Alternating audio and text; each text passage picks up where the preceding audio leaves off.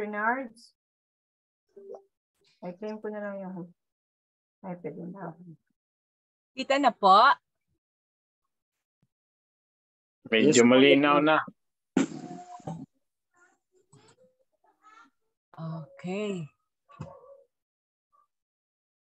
So, hello, good noon po. I'm Janice Daniel po, no? So, sana busog po yung lahat. So, ngayon, we start tungkol po ito sa philosophy, vision, and mission po ng LIMS, no? DICC PhilSAPA. So, okay. Dito po, ipra-practice po muna natin yung ating alma mater.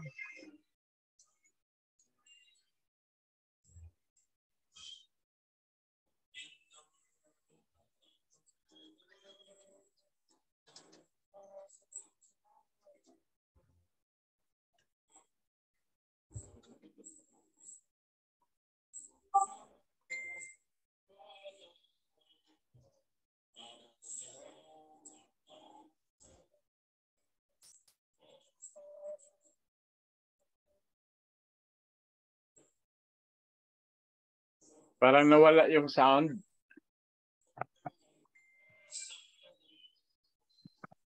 Doc?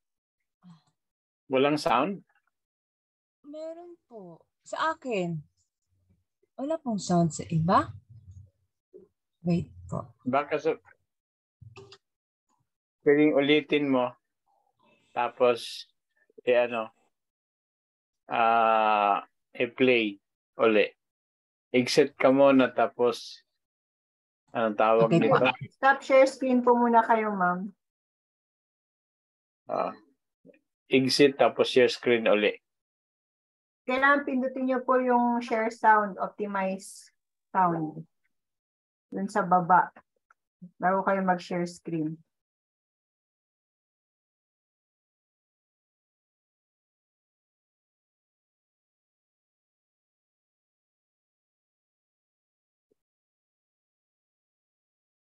Yung sa lower left, sa lower left mayroong dyan, parang box na nakalagay audio.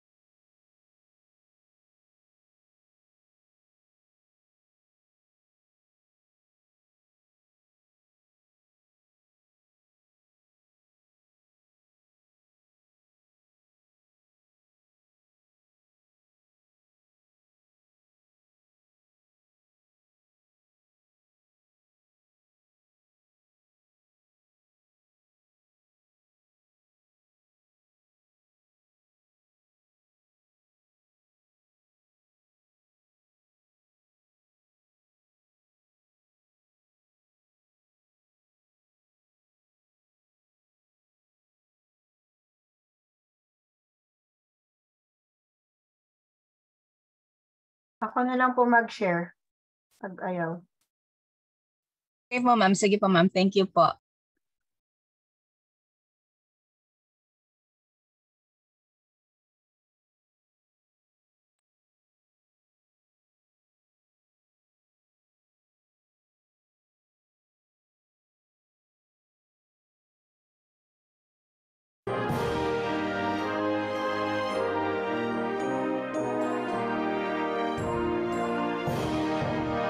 In the world, but not of the world, our Lord Jesus goes reigning on. In the hearts of us ministers, saved by grace through faith alone, great army of chaplains, preachers, teachers for marching on. Now the world could have inner peace, hope and joy in Christ alone. We are united in God our Father and in His Son and the Holy Spirit, working hand in hand to accomplish the great commission. Logos PH, Logos Philippines, International Instituto. Our alma mater, Logos PH Instituto. Our alma mater, LILBSI. Our alma mater, LCLBSI.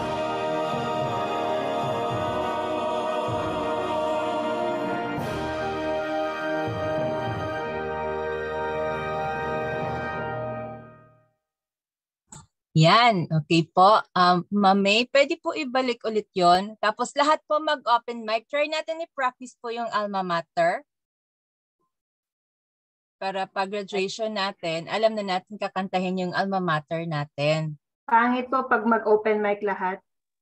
Sige po. ma'am. Hindi magka-timing. Okay po. Sige po. Ibalik na lang, Ma'am May, para at least ma-familiarize nila yung lyrics. Thank you po. Naka-mute lang po lahat, tapos sasabay na lang, pero naka-mute para lang sa practice.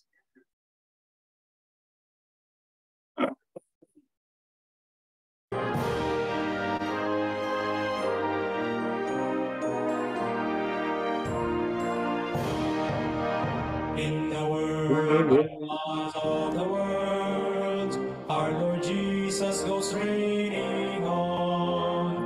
In the hearts of us ministers, saved by grace through faith alone. With us a great army of chaplains, preachers, teachers for marching on. Now the world could have inner peace, hope and joy in Christ alone. We are united in God our Father and in His Son and the Holy Spirit, working hand in hand to accomplish the great commission. Logos PH, Logos Philippines, International Instituto. Our alma mater, Logos PH Instituto. Our alma mater, LILBSI. Our alma mater, LCLBSI.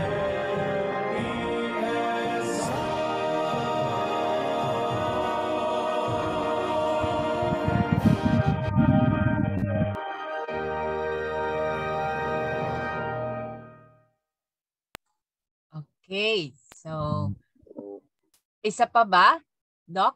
Para ma-familiarize talaga nila? Sige, one more. Once Okay, isa more. pa.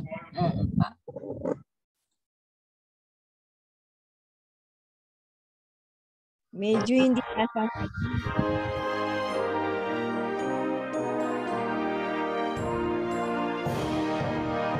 In the world, but not of the world, our Lord Jesus goes reigning on. In the hearts of us ministers, saved by grace through faith alone. With us a great army of chaplains, preachers, teachers for marching on.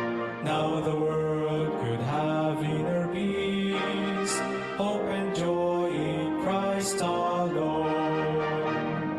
We are united in God our Father and in His Son and the Holy Spirit, working hand in hand to accomplish the great commission.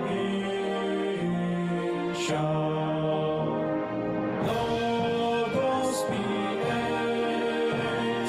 Logos Philippines, International Instituto. Our alma mater, Logos PH Instituto. Our alma mater, LILBSI. Our alma mater,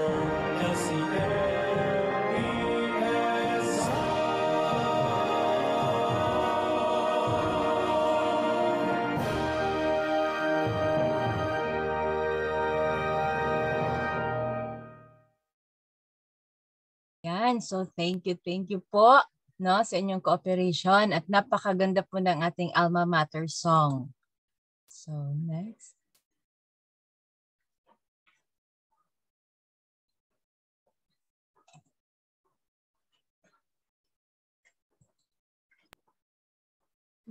Bakit? Ano nangyari?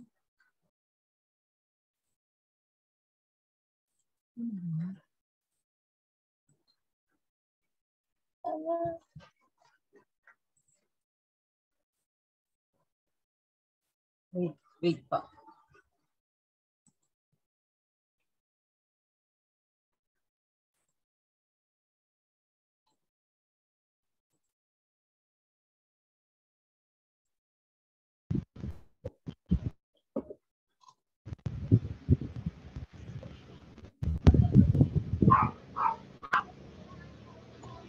Okay.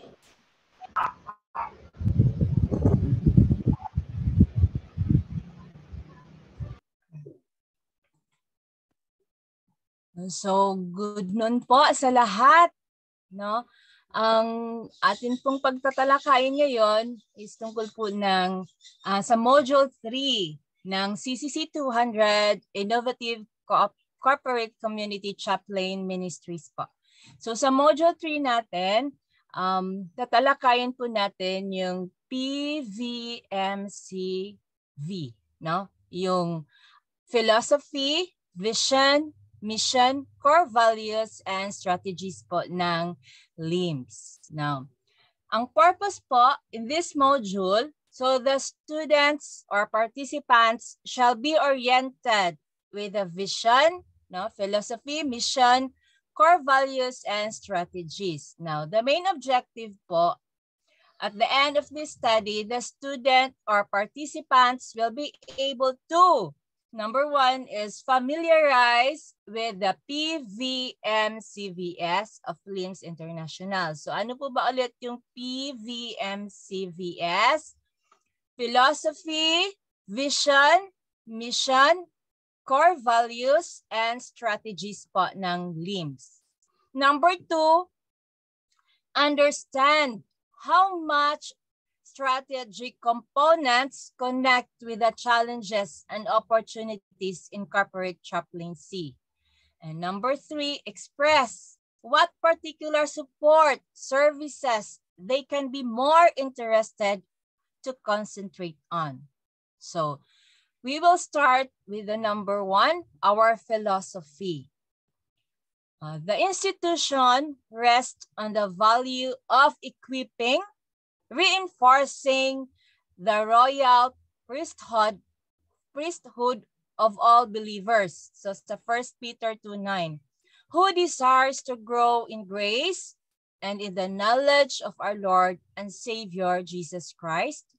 No? It can be found in 2 Peter 3:18. And effectively share such knowledge with everyone.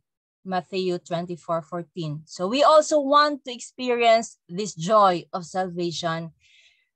Mark 16 verse 15 and 16. So discussion question. Why elements in the above statement connect with the practices of chaplaincy? So I need anyone to answer po yung mga pastors natin at kung bakit.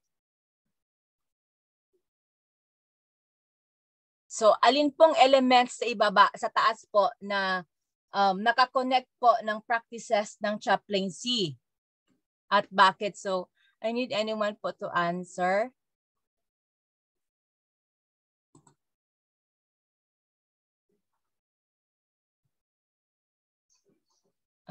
Sir Nards, may idea po ba kayo? Alin po ba sa taas po dun sa mga verses po? Sino ba bang nandito? Sir Arnel, Marcaida po. Yes, ma'am. Good afternoon. Dito ba sa philosophy, ma'am, yung tinatalakay niya? Ano po? Yes po.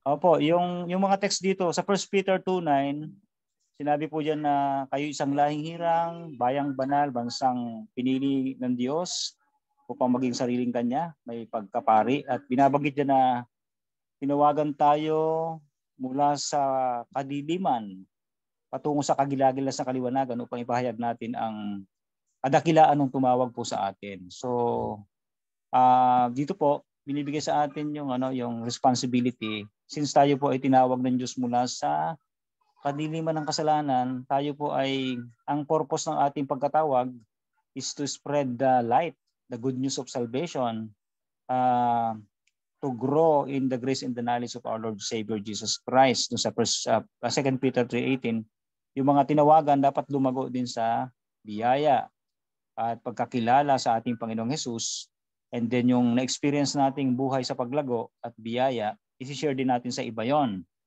And of course, ang isang purpose talaga din natin ay tinawagan tayo para ipahayag ang mabuting balita.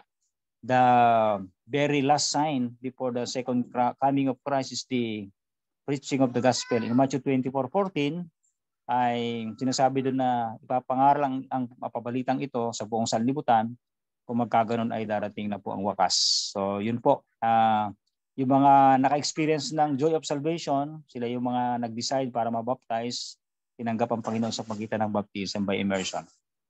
That's all, Ma'am Janice. Wow, thank you po, Sir Arnel. No, so very nice explanation po. Thank you po. The next po, may mag-a-add pa ba? Meron pa bang iba yung may idea po kayo para i-expound po, add po ninyo sa idea po ni Sir Arnel, Pastor Arnel? Okay, so wala na po. The number 2 was our vision, no? So we envision empowered Christian believers and our church pastoral assistant and corporate community chaplains enthused in both outreach ministries, so reaching out to those who are still in the darkness of error unseen. So marami po yan sila. No? So ang discussions dapat nating pag-uusapan, so sa taas po ng elements po na explain ni Doc Arnel po, kung saan pong elemento sa ibaba, sa taas po na statement, nag-connect mo ng practices sa chaplaincy at bakit. Doon po sa mga nasa darkness pa po ngayon, so paano po natin sila mararating at paano po natin ma-reach out ang ating ministry sa kanila. Dito po sa philosophy, alin po ba dito yung best na verses po na nagmamatch po talaga? Matthew 16:15-16. Yes, Ma'am Dory. Then why po? Kasi ito po yung nagsasabi ng salvation na yung, di po ba sabi, go into the world and preach the gospel into all nations, baptizing them in the name of the Father, the Son, and the Holy Spirit. Ito po yung Great Commission na talagang papalaganap natin yung mabuting balita sa lahat ng sangkatauhan upang sa gayon yung pong sila ay magkaroon ng kaligtasan para po at sila din ay mabaptize and sa water and then the Holy Spirit para po tunay silang maging ganap na Kristiyano. Lamang po. Thank you po, Ma'am Dory. Yes po, tama po, no? So kahit kaano po natin kamakasalanan, no, if we keep on surrendering ourselves, repentance po, no? Kasi 'di ba, nandun po yung salvation by grace po and by faith, hindi po by works. Nandun din po 'yun. Okay, so number 3, our mission po to empower the people of God to engage in gift-based ministries, no? So, di bali po, kanya-kanya po tayo ng calling, no? Even me myself, hindi ko po masyado pa pong na-sink in kung bakit po talagang I was called in here, no? In behalf po sa my past, no? Hindi po talaga ako righteous noong mga panahon na nasa mundo pa po ako, no? Sa darkness pa po ako. So, I was so amazed na andito po ako, and I was so very active po sa mga church activities na po. And parang naano ko po yung pagbabago po ng buhay ko, no? So, tayo po ba as chaplain, dapat po natin maintindihan po yung mission natin na hindi po isa, dalawa po yung nawawala, na kung ma-engage po natin sila sa ministries natin at alam po natin na magagamit po natin sila sa power of God. And as chaplain, as Limbians po, yun po yung ating mission. So, which elements po in the above statement po na nagko-connect sa practices of chaplaincy and why? So, to our mission po. So, anyone po?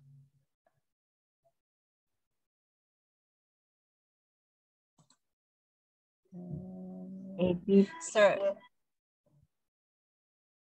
Sino po yun? Sir Alfred. May idea po kayo? So, wala po, no? So, dito po, Opo, ma'am. as mission, okay po. Subukan ko lang kasi ang signal unstable ngayon nandito. Hello po, Pastor Terry. Hello, thank you very much. Para sa akin, yung naunawaan ko, we are God's steward in everything. So, especially sa gospel, kailangan din nating i-share. Hindi lang ito para sa atin, hindi para sa lahat ng mga tao dito sa buong mundo na kailangan natin silang ma-share ng good news para marami tayong maka-inherit sa buhay na walang hanggan. So yan ang kuan ko, ayun, yan ang understanding ko. Being a steward, we must be a faithful steward, doing our responsibility and duties to spread the good news of our God. Being a chaplain, it is also very important for us to serve and to share, regardless of their color, regardless of their race, and etc. Yan po, ma'am. Thank you. Po, thank you po, Pastor Terry. Actually po, mga classmates po, no, si Pastor Terry po at saka si Pastor Alia po, nakapagpaintindi po sa akin why po ako nagpapabaptize as SDA po. Kasi actually, my lola, and my father, they are born Adventist, but na misconception or na misinterpret ko po yung pagpapaintindi sa akin about po sa mga doctrines po, especially sa food. Then I was so thankful with Pastor Terry and Pastor Alia po na na-emphasize nila at naintindihan ko po. So doon ko po nakita yung mission, no, as people of God, na na-reach out po nila ako from darkness po. And nakikita ko po si Ma'am Shara na thank you po, Pastor Terry. Nakita ko po si Ma'am Sharon na raise ng hand. Ma'am Sharon po.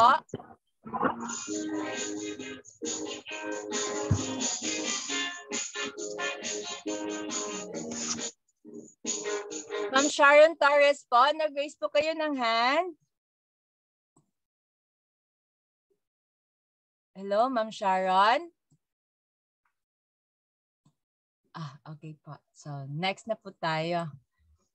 Number 4, our core values. No? So, ang core values po natin, number 1, we should be Christ-centered education. So, yun po yung lagi po natin pinag-aaralan ngayon, yung pagiging Christ-centered po. Yung atin pong kaalaman, lahat po, no? How to preach, paano po tayo okay, Ma'am Sharon, kayo na po. Okay. Yes, ma'am. Good afternoon. Okay.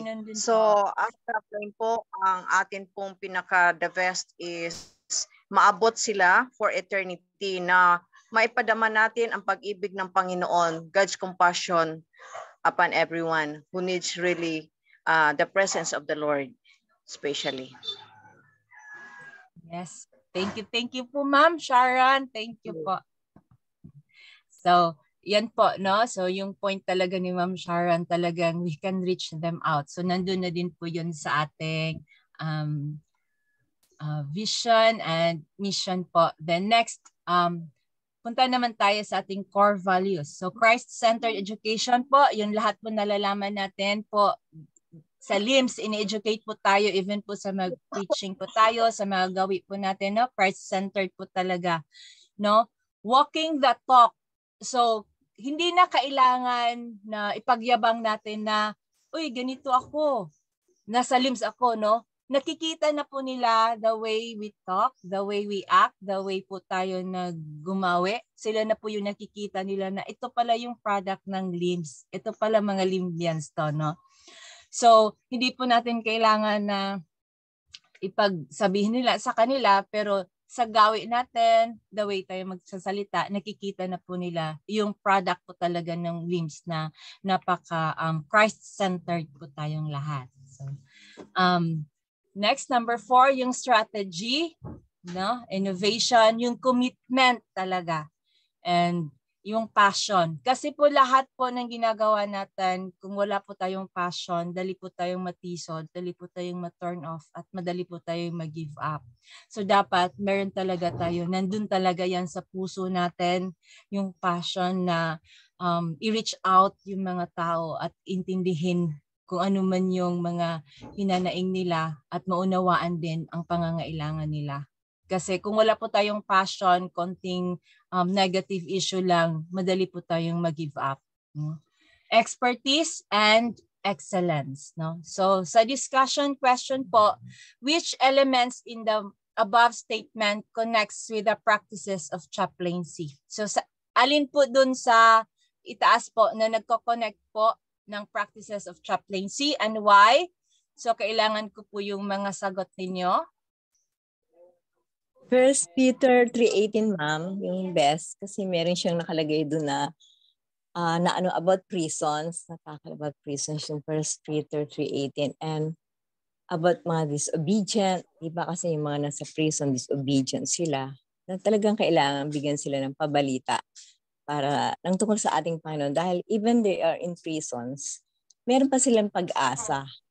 Na yun nga, meron akong nabasa na isang parang tracks lang yon about kay Roger Arienda pa nung araw na free within prison walls. Na ibig sabihin, even Apostle Paul, di ba, nasa prison siya, pero nagsusulat siya na about sa salvation, mga payo, kay Timothy, na birang co-worker niya, na talagang kahit nandun ka, pero free ka, dahil nandun ka sa Panginoong Hesukristo, na ikaw ay may kalayaan dahil tinanggap mo na si Jesus as your personal Savior and Lord, na may pag-asa pa rin sila na makamtan yung buhay na walang hanggan at pagsisihan yung mga kasalanan nila, ito italikuran. At yun ay napakalaking pag-asa para sa kanila. Magkakaroon ng kaliwanagan ang kanilang pag-iisip. Kung may mga matatapang na katulad ng pagiging isang chaplains, ako po talaga total, I don't like to go in prisons. I'm afraid. Pero this time, I don't know why I am in this training. But if it is, ewan ko ba, ganyan. Nandito tayo. Sa ganitong, punta tayo dito, hindi natin in-expect. Pero sige, para lang magkaroon sila ng kaligtasan. And papayag tayo even though siguro kamatayan yung ating magiging kapalit. Yun lamang po. Yes, thank you po Ma'am Dory. Tama po yan Ma'am Dory, no? Tayo ho, meron tayong iba't ibang nakaraan, iba't iba po tayo ng mga experiences sa buhay. Even me, pareho po tayo Ma'am Dory, tinatanong ko po yung sarili ko, bakit po ako nandito, no? Pero siguro ito na ho yung calling, no? May mga pagkakataon din kasi tayo na tinatawag po tayo kung saan po tayo maglilingkod. And thank you po talaga sa LIMS, no? Sa tayong lahat po dito nagkabuo-buo at iisa po yung layunin natin po, no? So nakikita po natin dito sa mission po kung paano natin mararating po ng ministries po yung iba. At saka even po yung dito po sa vision, yung nasa darkness po and of error and sin, no? So dito po sa ating core values, kailangan po natin ipagpakita yung Christ-centered and Christ po na education experiences natin and walk the talk. So anyone po, meron po kayong maka-add-on po dito sa ating core values? Gusto ko pong tawagin si Doc Arnel ulit. Doc? Yes, ma'am. I'm here. Yeah, kasi gusto ko po yung mga ideas niyo po. Thank you, ma'am. Thank you po. Ano po ba? Dito po sa core values po, no, above statement connects with the practices of chaplaincy. Alin po yung nag-connects po ng practices of chaplaincy and why? Ito ma'am, yung number 1, Christ-centered education. Kasi ang mundo natin ngayon, bombarded na ng napakaraming information, napakaraming kaalaman na pwedeng matutunan ng isang tao. Pero lahat ng topics, kung tayo po ay oriented as chaplain, kung tayo mission-oriented chaplain, pwede natin pong i-connect lahat ng subjects, kahit anong ituturo nating subject, pwede nating gawing Christ-centered po ito. Kahit na ito ay anti-drugs, sa ending pwede nating applyan ng tinatawag na IFL, yung tinatawag natin na integration of faith and learning. So hindi lamang tayo nagtuturo na mga tao ay umiwas sa droga, for example sa topic na ating pinipresent, kundi tulungan din natin ang mga tao, turuan din natin sila na ang pag-iwas sa droga, katulad nga ng sinasabi ng mga pulis, nung mag-speaker ako sa LGU, sa PNP, sabi ng head ng PNP, si Chief of Police, natutuwa tayo sapagkat inadapt ng gobyerno na ang mga pastors from different religions ay kasama na natin dito sa Kasimbayanan program ng PNP. Yung Kasimbayanan po ay kapulisan, simbahan at pamayanan tungo sa kaunlaran. Kasi na-realize daw po the reason behind bakit isinama na ang mga religious leaders na kasama po sa program ng PNP at ng LGU, ina-admit na po nila na hindi raw po nila pwedeng mabago ang mga tao kahit sa anong dami ng batas at lagyan ng ngipin ang pagkapatupad ng mga batas, except tulungan ang mga tao na magbagong buhay through Jesus Christ, the power of Jesus Christ. So, kailangan talaga na Christ-centered ang ating mga education. Kahit mathematics man yung sinuturo natin, science man yan, huwag natin kalimutan na integrate palagi ang ating Panginoong Hesus sa ating mga itinuturo dahil ang tunay na lakas, ang tunay na pinagmumula ng pagbabago ng mga tao ay kapag nakilala nila si Jesus. Ang favorite passage po dyan in Philippians 4:13, I can do all things through Christ who gives me strength. Yan po Ma'am Janice, thank you so much.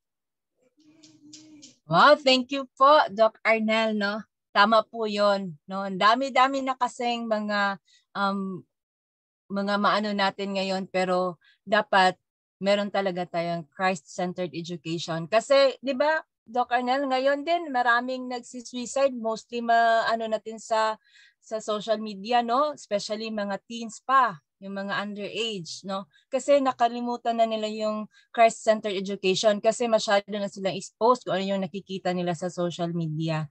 So mas mabuti po talaga yon na we kept on reminding them na meron talagang Christ at kailangan natin siya na ilagay sa puso natin kasi kailangan siya yung mananaig sa bawat desisyon natin at sa buhay natin. Wow, thank you po, Doc Arnel. Now, number 5 po, our strategies po. So, ang strategy, the strategy behind the strategy. No? So, number 1, success guiding principle. Okay, so Christ's method alone will give true success in reaching the people. The Savior mingled with people as one who desired their good. So he showed sympathy for them, ministered to their needs, and won their confidence. So then he invited them. So follow me. No, Ellen G. White, Ministry of Healing, page 73. So anyone can discuss with Hello, this. ma'am. Hello, ma'am. Excuse Yes. me. May correction lang po yata dito, ma'am. Typographical lang. 143 po ito eh. Ito pong sa Ministry of Healing. Opo, yes po. 143 po yan. 143 po. Okay, Page 143. Opo. Okay po. Ano ko na lang po. I-edit ko na lang po. Thank you. Okay. Thank you po. Welcome po. Welcome. So number 2, strategic moves. No, strategized or vaporized. So number 1, we have to move in a very discreet manner. So we can't be overtaken by the competition. Discreet, so very careful manner. So para hindi po tayo maano po na mga competition natin. Kasi no, marami po talagang nagko-compete ngayon. So marami po sila. So iba't iba pong pamamaraan po yung ginagawa nila. So dapat maingat po tayo sa ating mga gawain. No? So as soon as we can complete the assignment of every town and city, so we can work out our targeted local coordination with the DILG and corporate world.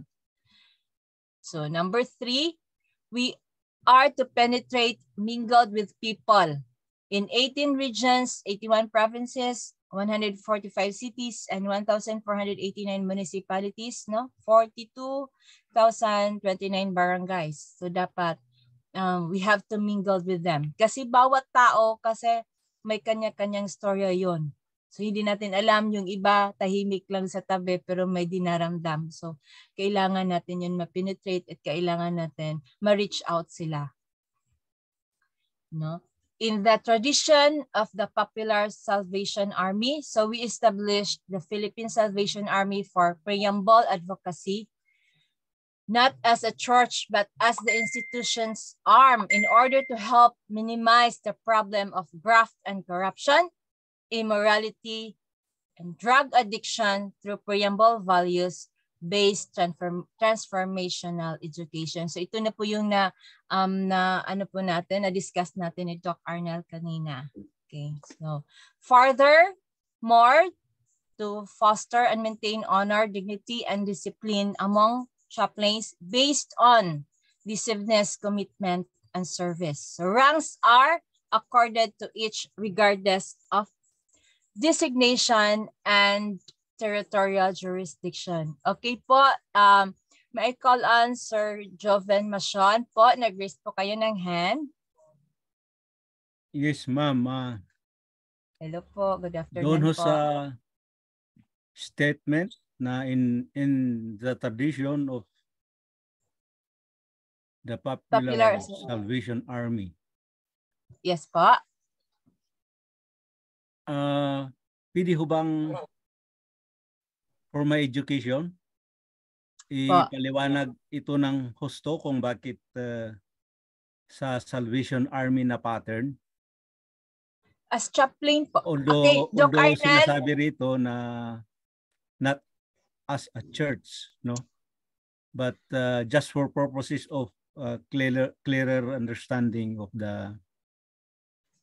that being part of the strategies. Okay po. Based on my ideas po, no. As chaplain kasi hindi tayo nakakulong sa isang institusyon o isang denomination, sa isang simbahan, no. So as chaplain, kahit saan po, kahit sino, pwede nating ma-reach out.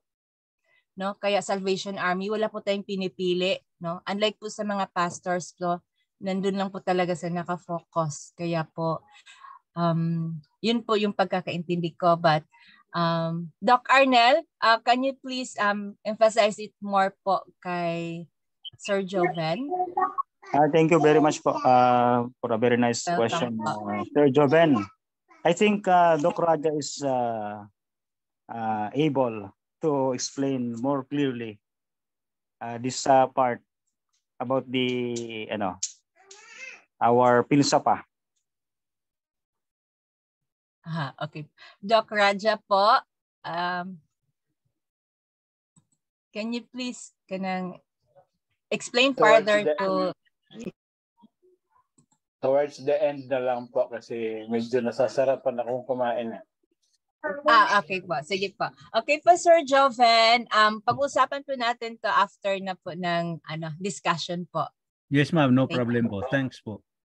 Thank you po sa question po. At least maliliwanagan po kaming lahat. Okay? Tayong lahat po. So, dito na po tayo sa letter B, no? Establishing PhilSAPA Chaplaincy Command. No? As provided for the Article of Incorporation approved by the Securities Commission and secondary purpose for which our institution is established, read as follows. That the purpose or purposes for which such corporation is incorporated are: number 1, to help bring out national moral and spiritual transformation through quality Christian education. Number 2, to offer biblical, theological, chaplaincy, values, education, lifestyle medicine, transformational, and phenomenological courses, training, seminars, and workshops that will empower students and or participants so that they can best serve their churches and countries and bring out national transformation both in the bureaucracy and the society. Number 3, to empower Christian believers as a systematically organized spiritual army for Philippine salvation from the seemingly rampant graft and corruption and moral degradation through preamble advocacy that emphasizes the value of imploring the aid of the Almighty God. So, territorial divisions, example po ito, no? Halimbawa po sa Luzon. So Luzon led by a division commander. Then pagdating na sa NCR, National Capital Region, led by a regional commander. Then pagdating naman sa CAR Command, Cordillera Administrative Region, led by regional commander. Then sa provinces, each is led by a provincial commander. Like for example, sa province ng Abra, so provincial commander ng Abra or provincial commander ng Apayao. Pababa na po. Then pagdating naman sa region, so Ilocos Region Command, no, led by a regional director. No, so sa provinces din niya, so led by a provincial commander. So like for example, Ilocos Norte provincial commander or Ilocos Sur provincial commander po yung mag-lead. Then ganun din po pagdating na din sa ibang mga regions. So okay po. Now, ganun din po pagdating sa Region 3, no, sa Central Luzon Command, led by a regional commander din po. And pagdating naman sa provinces, led by a provincial commander. No? Sa province like Aurora, Bataan, Bulacan, Nueva Ecija, Pampanga, Tarlac, and Zambales. Pagdating na din po sa Region 4A, sa Calabarzon Command, led by a regional commander, provinces, no? Sa regional commander, sa regional commander, and sa provinces, sa provincial commander din po, like Batangas, Cavite, Laguna, and Quezon. So yun lang po ang ating discussions today. So, Doc Hindi pa ata tapos kumain si Doc Raja para masagot po yung tanong ni Sir Joven tungkol po sa Salvation Army. So anyone po may idea po how to discuss yung tanong po ni Sir Joven? Hello, Ma'am Janice. Yes po. Nagsalita yung katanungan ba sa ano yung tanong niya po? Okay. Sir Joven, pwede ano po yung tanong niyo ulit? Ang tanong, Madam, Pastor Chavez, is bakit po na-pattern sa Salvation Army ang philosophy at saka structure ng ating chaplaincy? Para malaman kung saan nang gagaling yung question, ang Salvation Army kasi ay matagal na organisasyon at alam natin ang background niyan. It is in a way it's also another doon sa Christianity, isa itong considered na religious sect. But here we are now telling that we're using their pattern of chaplaincy para doon sa philosophy natin to be our strategy in implementing our philosophy. So the question is why that not make our own for limbs or in CMBS? Okay, Ma'am Janice, parang nakuha ko yung ano niya, yung ibig sabihin niya. Okay, Pastor. Sige pa. Go ahead.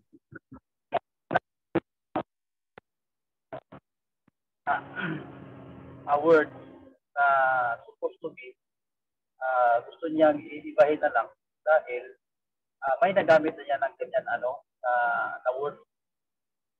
Actually, sa chaplaincy is salvific kasi sa atin. Siguro may nagamit ng iba pero hindi pareho tayo ng the content of the objective and vision. Dahil iba itong chaplain is big range ito. Ang sa atin ang core nito ay salvific type. So yung iba is organization lang, hindi pareho na objective sa sa filsafat. Pero sa atin dahil chaplaincy kasi is bukuin. So ganon yung nakikita ko. Siguro may gumagamit niya pero hindi tayo pareho ng isang objective vision rin. Vision natin is to save human life, to prepare people to meet Jesus in his soon return. Yun ang nakikita ko sa filsafat na na vision niya. Is all is salvific type. Okay, dyan lang ako, Ma'am Janice. Okay. Yes, okay po, Pastor Chavez. So anyone, thank you, Pastor Chavez po sa explanation. So anyone po, may dagdag po doon? Garnet, no? Sandali. Ma'am Janice. Yes po, Doc. Ma'am Janice, pakibasa ng paragraph na kasi hindi ako makabasa, medyo yung mata ko ngayon. Ano nga yung paragraph na in question? Yes po, Doc. Dito po siya sa strategic moves po. Dito po siya sa in the tradition of the popular Hindi siya sa strategic moves. Yes po, Doc. Okay. Strategic moves po siya, Doc.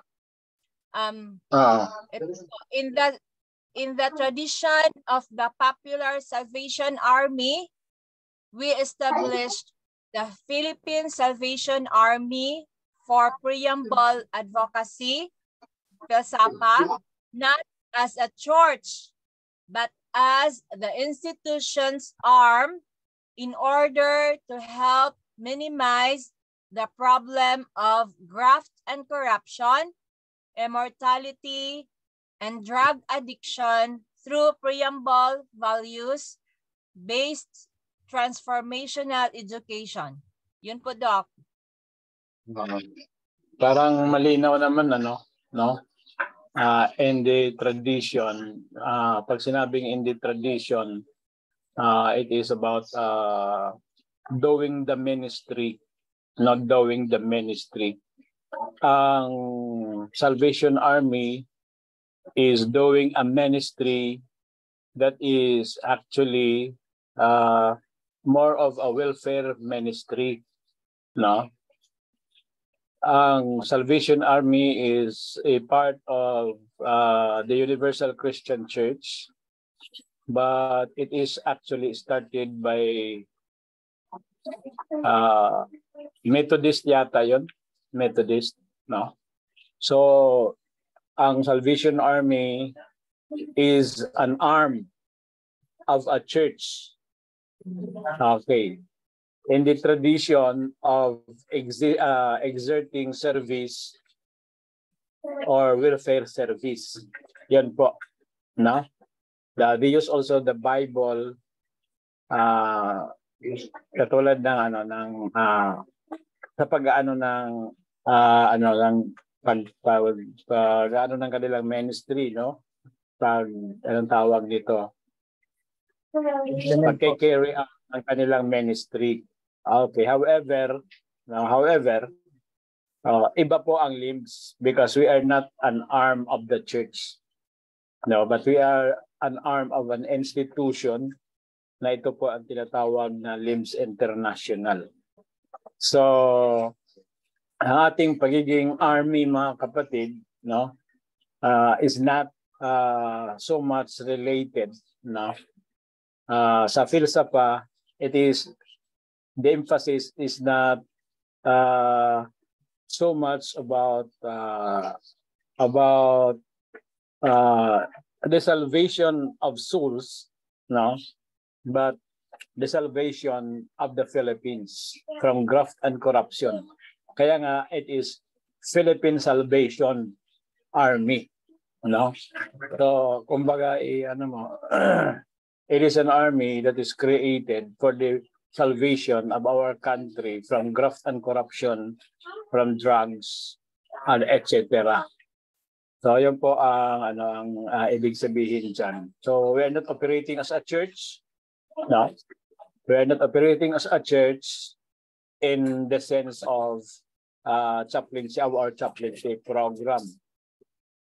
So ang ating operation po is independent from the church, while the Salvation Army is the arm of the church. So tayo po ay hindi naman arm ng ating church as a chaplain. So tayo po ay interfaith-based, kumbaga ang ating operation, ang ating ministry is not for the church, kundi ito po ministry natin ay para doon sa mga nangangailangan ng ating presence and support. Maging sino man sila, maging Muslim, Buddhist, kung ano pa man. However, ang ating ministry can also serve as an entering wedge, like the arm of the gospel message, which is the health message. Parang ganun na rin ang ating organization sa departamento ng International Chaplaincy Commission, and the program, specialized program, which is the fight against graft and corruption, juvenile delinquency, drug abuse, and etc. So, itong ating tinatawag na term na Philippine Salvation Army by Preamble Advocacy So malinaw po yan mga kapatid that our advocacy is on the preamble-based values education. So we are not operating as a church. Yun ang ano natin kasi pwede tayo mapagkamalan na we are operating as a church at pag tayo ay ganun mga kapatid ay baka ma-misinterpret po tayo na pwede sabihin ng iba, offshoot siguro ito, no? Ibang church ito, mayroon tong sariling organization na na church. Okay. Pero hindi po tayo church. Okay. We are just playing in the tradition of welfare service and taking the name of an army, no? Doon lang po tayo kaparehas ng Salvation Army. Okay, Doc. Thank you very much. Nasabi ko yun kasi hinahanap ko kasi yung logic na sinasabi nyo nung una that if we in a uniform, in our chaplaincy uniform, and we preach the gospel, we should take off our uniforms. Kaya hinahanap ko yun. Nakita ko rito itong not preach the gospel, but preach the distinctive doctrines. Okay. Yung tinatawag natin sa terminology na testing truths. But if you're just preaching the gospel, it's okay. Kahit naka-uniform. Pero pag nag-preach ka na po ng ganito po, ang tunay na Sabat ay 7th day. Tapos ang baboy ay isang karumal-dumal na pagkain. So, tatanggalin na natin yung ating uniform. Kasi we are already representing the Seventh-day Adventist Church. Okay. Got it, Doc. Thank you very much. Pag gospel, walang problema ng gospel Kasi Jesus Christ is, only in Jesus Christ, nasa awit natin yan, no? With such a great army of chaplains, preachers, teachers who are marching on, now the world could have inner peace, no? Hope and joy in Christ alone. So, gospel-wise, okay tayo. Pero pag dating na sa doktrina, hindi na pinapakain ng baboy, dapat hindi na tayo representing the philosophy. Kundi, we are already representing the church. But we are not the arm of the church. Ang Salvation Army kasi arm talaga yan na ng Universal Christian Church yan. Pero yung sa atin, ay tayo independent. Kaya ang ating operation is not regulated by the Seventh-day Adventist Church. We are independent. Pero dahil tayo naman ay nag-aaral ng Bachelor of Divinity, ay ang ating mga pag-aaral ay nakakatulong din sa Seventh-day Adventist Church. At yung ating mga chaplaincy program ay pwedeng maging instrumento para ang tao ay mapalapit sa Seventh-day Adventist Church. So it is an entering wedge, a bridge. Pero it is not the church. Dapat maliwanag po tayo dyan mga kapatid na we are just a bridge. Pag nakatawid ka na sa bridge, wala ka na sa bridge, tama? Opo, Doc. Opo. So, ang bridge, hanggang gospel lang tayo. Pag tawid mo sa bridge at mag-doctrine ka na, ay you are already representing the church. Kasi tayo naman po ay bridge lang. So, tumutulong tayo na maging tulay. No. Parang ano, parang sa isang nanliligaw na hindi makadiretso, walang access, pero mayroong kaibigan na sinasabing bridge through the friend who is the bridge ay pwedeng makakilala na si Ma'am Janice ng kailangan niyang makilala. Amen, Ma'am Janice? Amen talaga, Doc. Sana meron. So, kailangan ng bridge, no? Or magkaroon ng maraming bridges para makatawid, no? Makatawid, eh. Importante. So, tayo po ay bridge. Bridge po tayo. Pag nakatawid na sila sa bridge, napunta na sila din sa church. So, yun ang purpose natin. So, yung si term na in the tradition, it is just about taking advantage of the usage of Salvation Army, no? Na tayo din po ay Salvation Army for the Philippines, no? For the salvation of the Philippines from graft and corruption.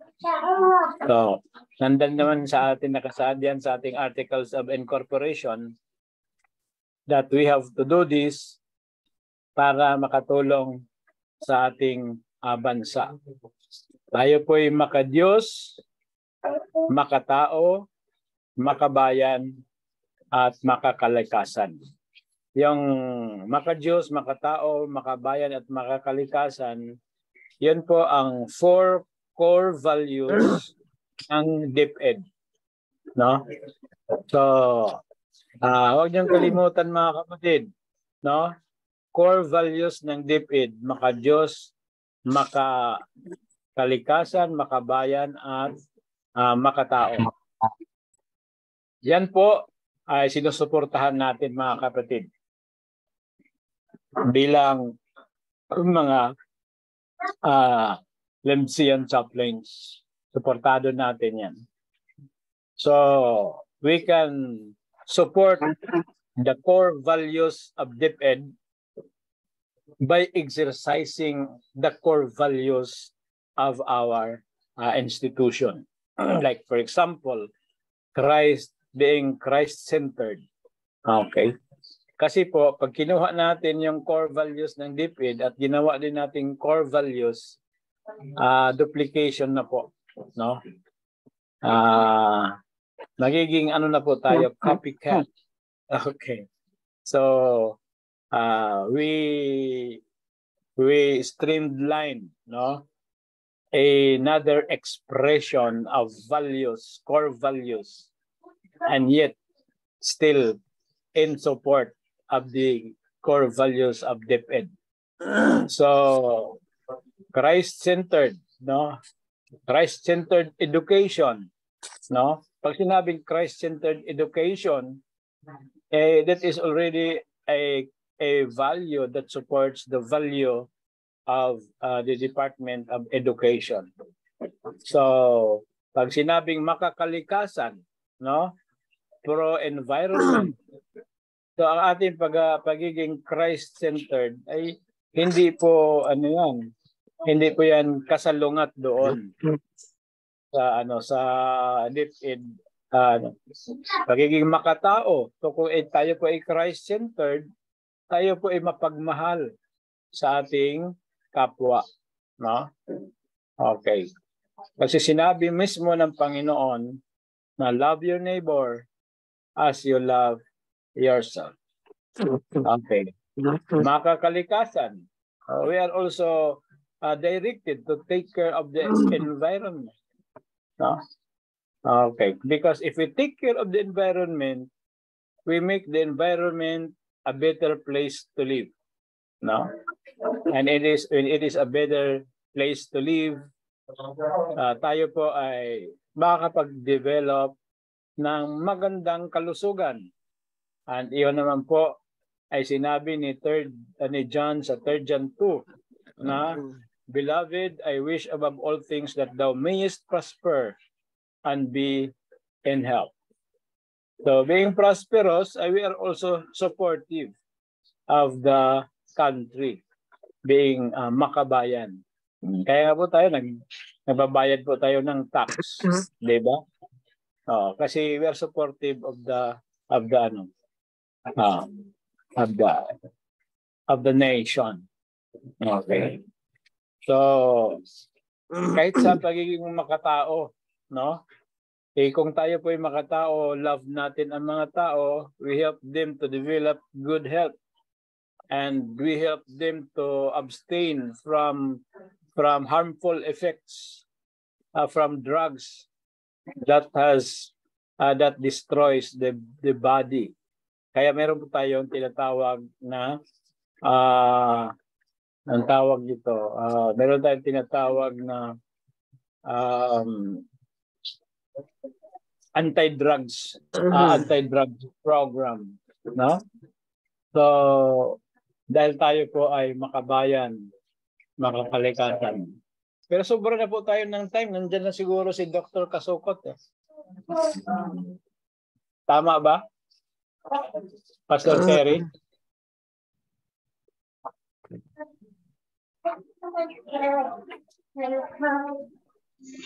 Nag-message na ako, Dok, sa kanya. Sa the other day man siguro yun, nagsabi siya sa akin na ready na yung lecture niya. Okay. Padala nyo na siya ng link. Aywan ko lang kung nandito na pa siya kasi sa Dipolog man siya. Baka wala siyang wala pa siyang link kaya hindi siya makapasok.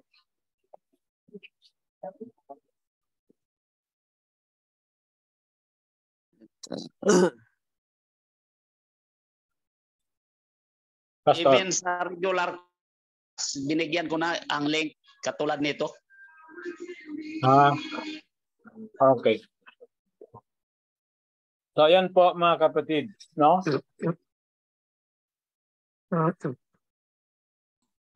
Tumingit with regards to the Salvation Army, parang humiram tayo ng linya.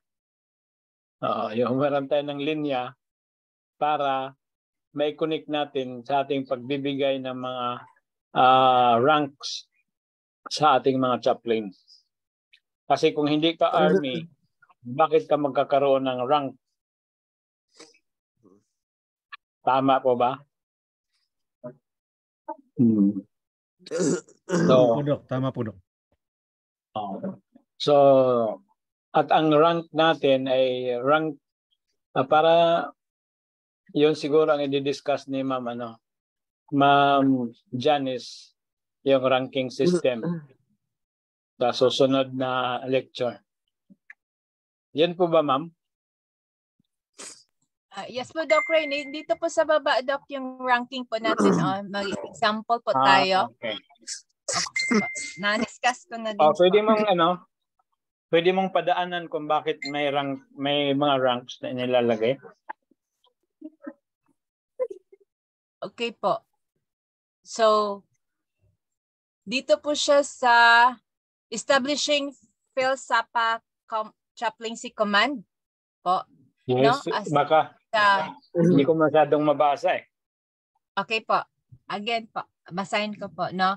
Sa letter B po, dito po siya sa diba, sa our strategy. So ang A po ay strategy behind the strategy. Tapos ang B po, establishing PhilSAPA chaplaincy command. So as provided for in the Articles of Incorporation approved by the Securities Commission, the secondary purposes for which our institution is established read as follows: that the purpose or purposes for which such corporation is incorporated are: number 1, to help bring out national moral and spiritual transformation through quality Christian education. Number 2, to offer biblical, theological, chaplaincy, values education, lifestyle medicine, transformational and phenomenological courses, training, seminars, and workshops that will empower students and or participants so that they can best serve their churches and countries and bring out national transformation both in the bureaucracy and the society. Number 3, to empower Christian believers as a systematically organized spiritual army for Philippine salvation from the seemingly rampant graft and corruption and moral degradation through preamble advocacy that emphasizes the value of imploring aid of the Almighty God. So, nandito po yung example ng territorial divisions. No? So, example po ng Luzon, ang Luzon po ay led by a division commander. No? Sa NCR, pagdating naman sa NCR, sa National Capital Region, led by a regional commander. Then, pagdating naman sa CAR, Command, Cordillera Administrative Region, led by a regional commander. So, sa provinces, each sa province po niya is led by a provincial commander. So, province po ng, halimbawa, province po ng Abra, meron po tayong provincial commander ng Abra, Apayao, ganun din, Benguet, Ifugao, Kalinga, and Mountain Province. Now, so pagdating naman po sa Region 1, sa Ilocos Region Command, led by a regional commander. Then pagdating naman din po ng provinces niya, kagaya ng Ilocos Norte, Ilocos Sur, La Union, and Pangasinan, each is led by a provincial commander. So sa Region 2, Cagayan Valley Command, led by a regional commander. Then pagdating naman po ng provinces niya, kagaya ng Batanes, Cagayan, Isabela, Nueva Vizcaya, and Quirino, led by a provincial commander. So those are the examples po ng mga rankings po. So may question pa po ba kayo? Yung mga ranking, Ma'am Janice, merong ano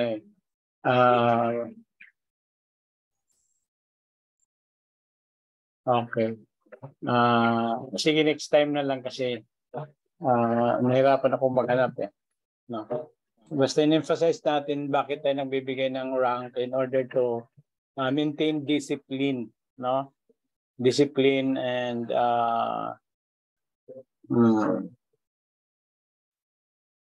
yes, yung pinaka-important,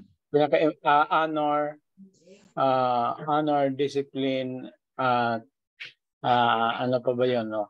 Hindi ko memorize. Pero komando, yung parang chain of commando. Meron yun doon.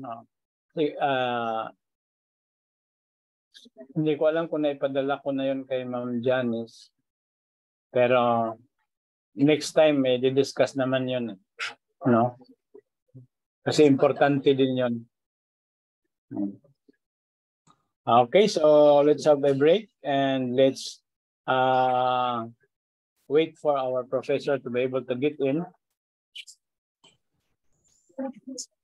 Okay po, so thank you po sa lahat. Thank you, Ma'am Janice. Thank you, Ma'am Janice. Thank you po.